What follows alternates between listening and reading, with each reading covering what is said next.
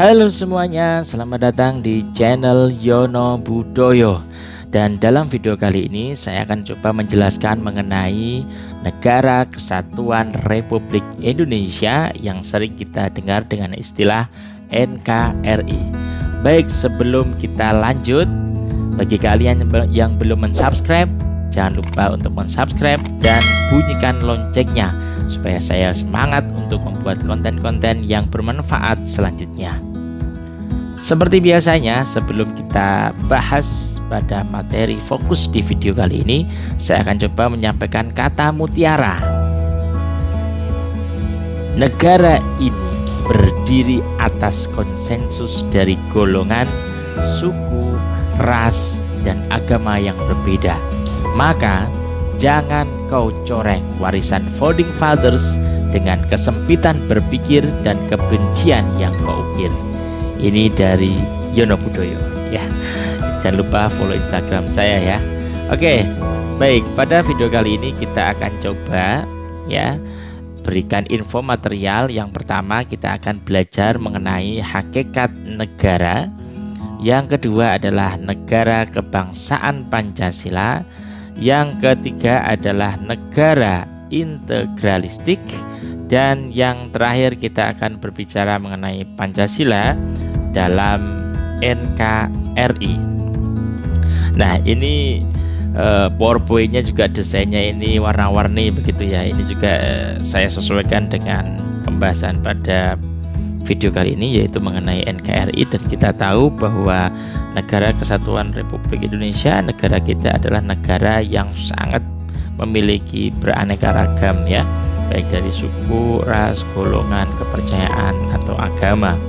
Dan itu menjadi satu kekuatan kita ya, dimana banyak sekali ya beberapa negara yang mungkin jauh lebih sedikit ya keberagaman dengan kita, tapi masih menimbulkan masalah di sana tentang keberagaman. Tapi kalau kita clear ya dengan adanya ideologi kita, ideologi Pancasila. Baik, kita akan bahas satu persatu. Yang pertama kita akan bahas mengenai hakikat negara. Kita masih ingat bahwa negara memiliki syarat ya yang disebut suatu negara itu. Nah, syarat-syarat itu ada yang disebut sebagai syarat konstitutif dan ada juga yang disebut sebagai syarat deklaratif. Nah, apa saja syarat atau unsur-unsur yang membentuk negara itu? Yang pertama adalah harus ada wilayah. Tidak mungkin tidak ada wilayah ya, atau imajinasi saja mungkin ya. Ya mungkin ketika kita melihat teknologi, ada negara-negara imagine gitu ya, itu mungkin bisa ya, tapi itu tidak menjadi apa ya, tergolong memenuhi syarat ya sebagai negara. Tapi kalau sekarang orang-orang IT, orang-orang yang pandai memainkan teknologi, saya kira juga bisa membuat imajinasi negara dengan teknologi-teknologi yang terbaru saat ini begitu. Tapi kita akan bahas fokus bahwa negara itu unsur pertama memang harus ada wilayah ya. Yang kedua, dia harus memiliki rakyat atau penduduk begitu ya. Oke. Dan yang ketiga, dia harus memiliki leader atau pemerintah atau pemerintahan yang berdaulat ya. Pemerintahannya memiliki kekuatan, memiliki hak kekuasaan begitu ya. Dan yang terakhir yaitu unsur negara, harus ada pengakuan dari negara lain.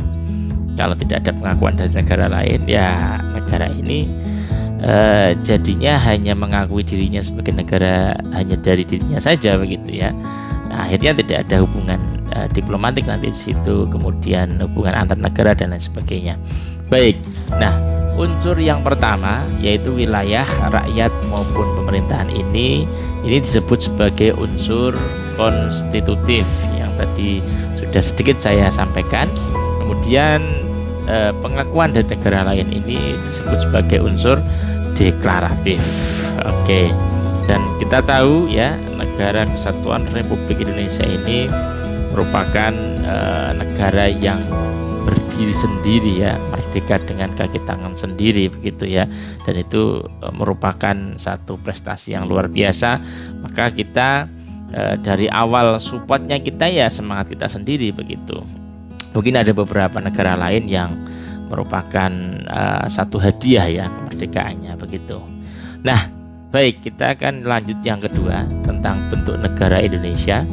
Dasar filosofis negara dalam hubungannya dengan bentuk negara sebagaimana terkandung dalam pasal 1 Undang-Undang Dasar Negara Republik Indonesia tahun 1945 itu yang berbunyi ya, negara Indonesia ialah negara kesatuan yang berbentuk republik.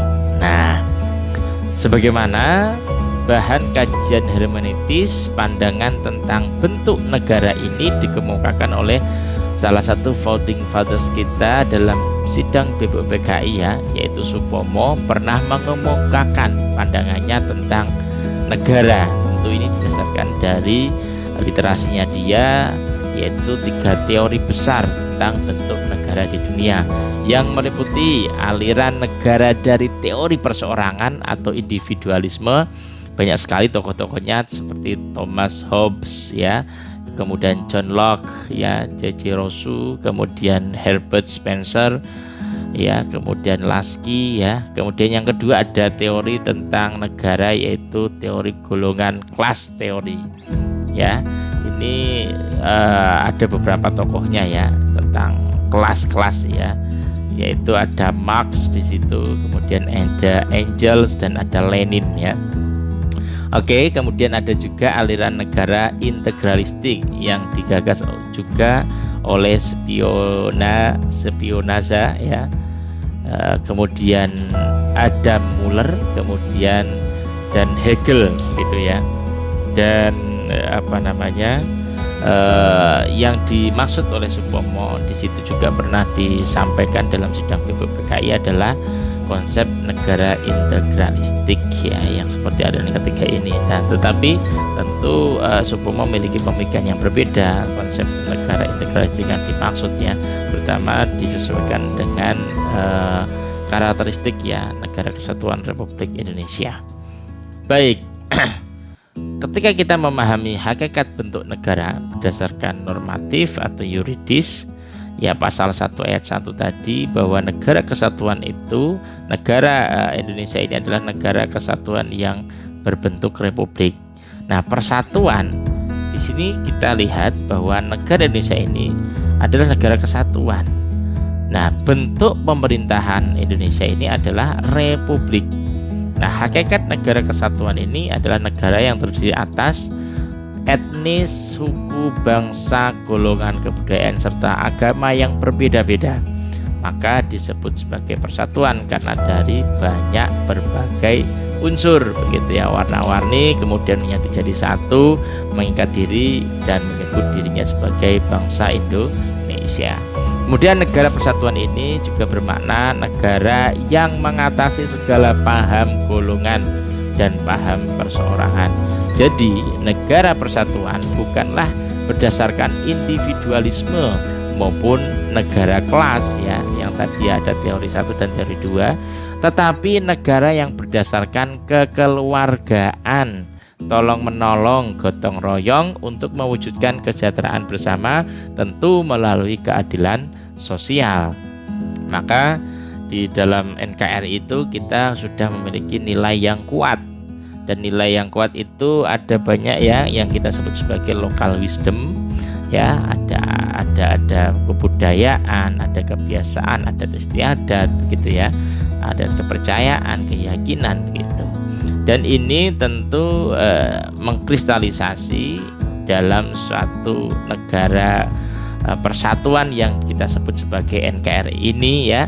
Tentu kita memiliki dasar yang sangat kuat yang kita sebut sebagai cita-cita bersama atau ideologi kita, yaitu Pancasila. Dan ada 5 sila di situ ya: ketuhanan yang Maha Esa, kemanusiaan yang adil dan beradab ya, persatuan Indonesia, kemanusiaan yang kerakyatan yang dipimpin oleh kebijaksanaan dalam permusyawaratan perwakilan, dan keadilan sosial bagi seluruh rakyat Indonesia gitu. Nah, kita akan lanjut materi yang kedua tentang negara kebangsaan Pancasila. anggapan atau sintesis persatuan dan kesatuan yang dituangkan dalam asas kerohanian yang merupakan satu kepribadian serta jiwa bersama yang disebut sebagai Pancasila. Nah, maka prinsip-prinsip nasionalisme Indonesia yang berdasarkan Pancasila ini bersifat majemuk tunggal, yaitu Pancasila terdiri dari 5 sila tapi merupakan satu kesatuan yang berdiri sendiri secara utuh begitu ya. Dan ini disebut sebagai majemuk tunggal ya, atau disebut sebagai monopluralisme begitu. Nah, tentu negara kebangsaan Pancasila ini adalah negara yang dalam pandangannya, kemudian dalam berinteraksinya ya, kemudian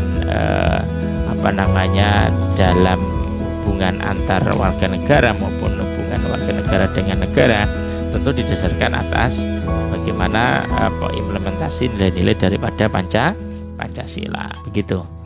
Nah, unsur-unsurnya untuk membentuk ya nasionalisme itu, yaitu paham kebangsaan itu, ada beberapa unsur ya, atau kita sebut sebagai negara kebangsaan Pancasila.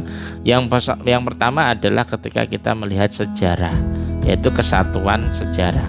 Bangsa Indonesia tumbuh dan berkembang dari proses sejarah, yaitu mulai zaman prasejarah kerajaan, yaitu dari Sriwijaya, Majapahit dan lain sebagainya, sampai pada zaman perjuangan atau kejuangan ya, untuk melawan penjajah. Kemudian yang kedua adalah adanya kesatuan nasib, yaitu bangsa Indonesia terbentuk karena memiliki kesamaan nasib, yaitu penderitaan penjajahan selama kurang lebih 3,5 abad, dan itu sangat lama sekali. Coba bayangkan, kira-kira 350 tahun ya kurang lebih kita dijajah, tidak merdeka waktu itu, tidak bebas. Seperti apa kira-kira begitu ya. Nah, kita bersyukur ya hari ini kita terlahir dan negara kita sudah merdeka. Tentu ini juga tidak lepas dari perjuangan founding fathers kita, perjuangan para stakeholder waktu dulu ya, kemudian perjuangan para pahlawan-pahlawan kita. Maka ya mungkin dengan mengamalkan ya mungkin salah satunya ketuhanan Maha Esa, mungkin di ibadah-ibadah kita bisa lah ya mendoakan beliau-beliau yang terdahulu yang memiliki jasa besar terhadap kita ya, yang hari ini kita nikmati bersama sebagai negara yang merdeka. Nah, yang ketiga ini ada kesatuan kebudayaan, di mana banyak kebudayaan di Indonesia yang beraneka ragam, betul sekali. Namun kesemuanya ini merupakan kebudayaan nasional Indonesia. Nah, yang keempat ada kesatuan wilayah. Bangsa ini dikaruniai Tuhan Yang Maha Esa tanah yang subur, yang dengan itu bangsa Indonesia hidup dan berkembang ya. Artinya ketika kita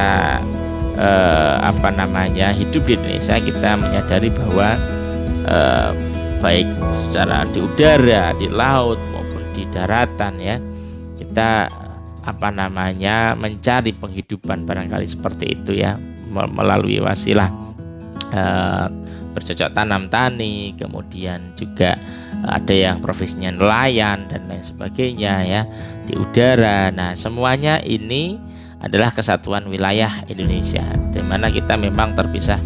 Kalau kita lihat secara geografis ya, memang yang paling luas ini kalau kita lihat daratan dan lautnya, lebih luas lautnya ya begitu ya. Maka mungkin itulah ya yang memberikan kemunculan lagu ya, nenek moyangku seorang pelaut itu ya. Oke. Nah, yang kelima adalah asas kerohanian. Bangsa ini memiliki kesamaan cita-cita ya, pandangan hidup, filsafat hidup pada yang berakar pada pandangan hidup itu sendiri, yaitu Pancasila. Baik, kita akan lanjut di pembahasan yang ketiga, negara integralistik. Nah, paham integralistik ini yaitu paham yang terkandung dalam Pancasila meletakkan asas kebersamaan hidup. mendambakan keselarasan dalam hubungan antar individu maupun masyarakat, begitu ya. Nah, maka dalam paham integralistik ini adalah tidak memihak kepada yang kuat, tidak mengenal adanya dominasi dan mayoritas, serta juga tidak mengenal tirani minoritas. Jadi kalau kita berbicara tentang negara integralistik ini, yaitu Pancasila sebagai asas kerohanian bangsa dan negara Indonesia, pada hakikatnya merupakan satu asas kebersamaan, asas kekeluargaan, serta religius di situ ya. Sudah 3 paket di situ ya. Nah, dalam pengertian inilah maka bangsa Indonesia dengan keanekaragamannya tersebut membentuk suatu kesatuan integral sebagai suatu bangsa yang merdeka. Bangsa Indonesia yang membentuk suatu persekutuan hidup dengan mempersatukan keanekaragaman yang dimilikinya dalam suatu kesatuan integral disebut sebagai negara Indonesia itu ya. Kemudian Supomo juga menyampaikan pada sidang waktu itu tentang konsep integralistik ini, yaitu BPUPKI ya, tentang paham integralistik dalam kenyataan objektifannya ya, berakar pada budaya bangsa Indonesia itu sendiri ya. Oke. Ini adalah salah satu juga karya dari putra bangsa, yaitu Bapak Supomo waktu itu juga mengusulkan tentang ini, dan tentu disesuaikan dengan karakteristik dari NKRI itu sendiri ya, tentang negara integralistik.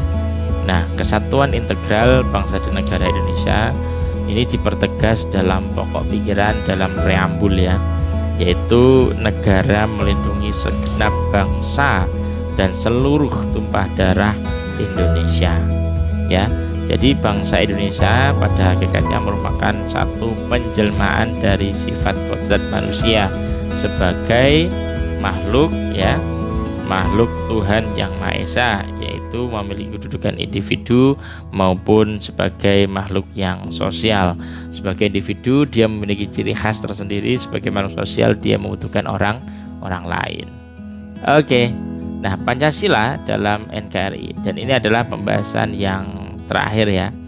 Nah, hakikat Pancasila dalam NKRI ini adalah dasar ontologisnya, yaitu kebangsaan Indonesia berdasarkan ya Pancasila, yaitu manusia sebagai monopluralis. Manusia pada hakikatnya terdiri dari banyak unsur, tetapi merupakan satu kesatuan yang utuh. Nah, ada konsep negara kebangsaan yang berketuhanan yang Maha Esa, kemudian ada negara kebangsaan yang berkemanusiaan, yang adil dan beradab ya. Kemudian negara kebangsaan yang berpersatuan, negara kebangsaan yang berkerakyatan, dan negara kebangsaan yang berkeadilan. Nah, ketika kita melihat ya mengenai negara kebangsaan yang berketuhanan yang Maha Esa, tentu dasar ontologis negara kebangsaan Indonesia ini yaitu adalah Pancasila itu sendiri. Nah, Pancasila itu sendiri lebih pada dasarnya lagi atau disebut sebagai dosa materialis, yaitu manusia Indonesia itu ya, manusia yang secara filosofis memiliki unsur susunan kodrat, baik raga yang disebut sebagai jasmani maupun rohani.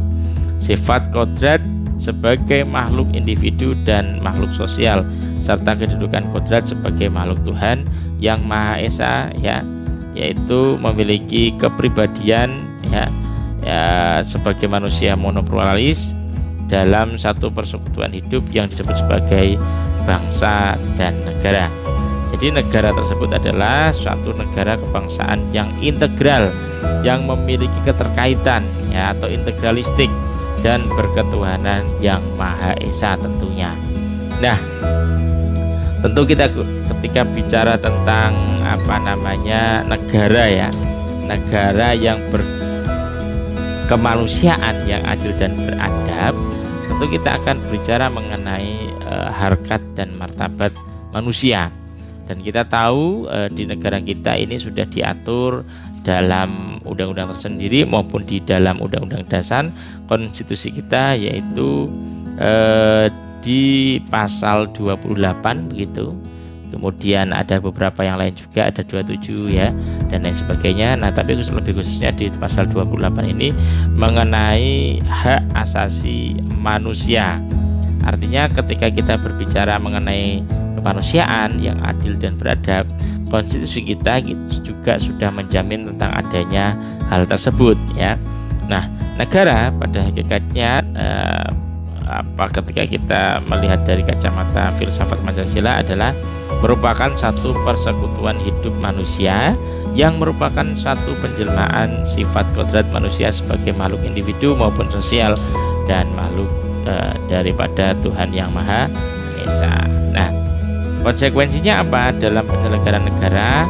Asas kerohanian ini atau struktur dan keadaan negara ini harus koheren dengan hakikat manusia yang adil dan beradab.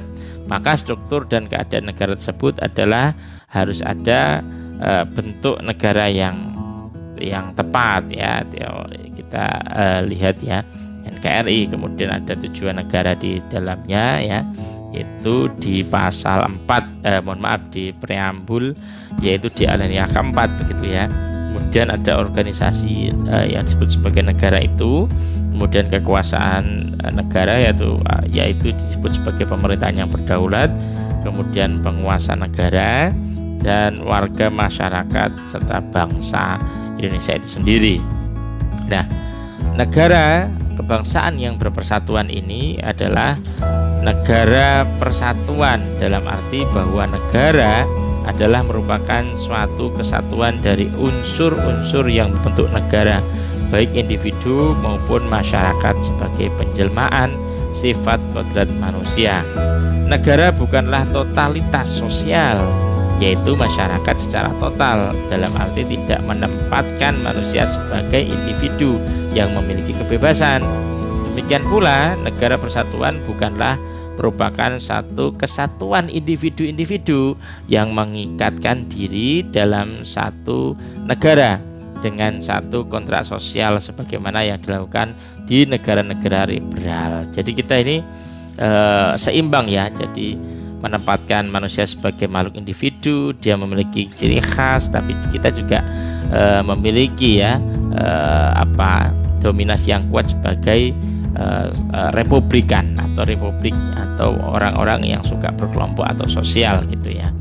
Kemudian kita berbicara mengenai negara kebangsaan yang berkerakyatan.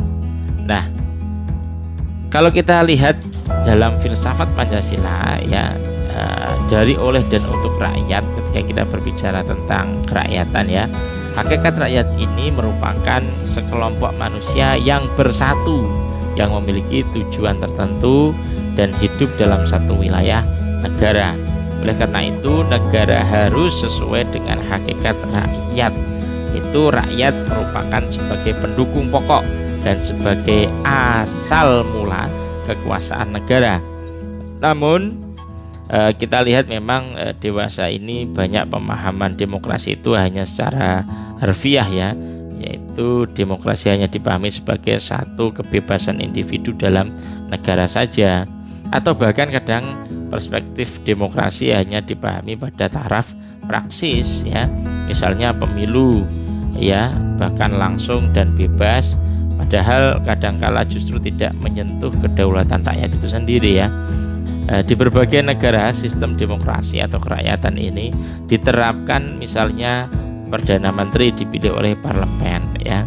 Kemudian hal itu juga demokratis ya, itu juga disebut sebagai demokratis. Kita juga pernah menerapkan itu. Artinya MPR yang menunjuk daripada presiden itu juga pernah. Tapi ternyata sejarah kita membuktikan itu kurang efektif ya di Indonesia. Akhirnya harus pemilihan langsung ya. Walaupun banyak juga kekurangan dan kelemahannya begitu ya. Tapi ya juga memiliki kelebihan ya. Oke. Nah, yang selanjutnya adalah ke negara kebangsaan yang berkeadilan sosial. Tentu ini kalau kita lihat ya, konteksnya adalah adil ya. tapi dikaitkan dengan sosial ya. Jadi kalau kita berbicara tentang negara Pancasila dalam konteks ini adalah negara kebangsaan yang berkeadilan sosial tentunya ya, yang berarti negara sebagai penjelmaan manusia sebagai makhluk Tuhan Yang Maha Esa, sifat kodrat individu dan sebagai makhluk sosial bertujuan untuk mewujudkan satu keadilan dalam hidup bersama atau yang disebut sebagai keadilan sosial. Sosial itu tidak harus misalkan saat ada dua orang dikasih apel dua, satu di A kemudian apel dua lagi di B, tidak seperti itu ya. Sosial itu artinya A menerima apel dua itu sudah puas, B menerima apel satu saja itu sudah puas, itu sudah cukup. Itu artinya keadilan sosial di situ. Memang tentu ini sangat abstrak ya, dan itu hanya bisa diukur melalui perspektif ya daripada manusia atau masyarakat yang ada di wilayah tersebut begitu. Nah, dalam hidup bersama baik dalam masyarakat, bangsa dan negara harus terwujud keadilan sosial ya. Tentu yaitu yang pertama, keadilan sosial ini ada keadilan distributif, yaitu keadilan yang dibagi-bagi atau yang membagi, yaitu negara terhadap warganya harus ada kontrol dari negara. Jadi negara itu memiliki peran ya untuk mengatur tentang keadilan tersebut. Nah, yang kedua yaitu keadilan legal, yaitu keadilan bertaat seperti warga terhadap negaranya untuk mentaati peraturan perundang-undangan ya. Pemerintah memiliki instrumen untuk ditaati oleh warga negaranya tentunya ya. Kemudian ada juga keadilan komutatif, yaitu keadilan antar sesama warga negara. Hubungan keadilan antara warga satu dengan warga lainnya secara timbal balik tentunya ya. Jadi ada tiga tadi ya kalau kita merujuk pada Notonagoro ya. Dapatnya ada keadilan distributif, ada keadilan legal, dan ada keadilan komutatif. Ini adalah bagian dari keadilan sosial.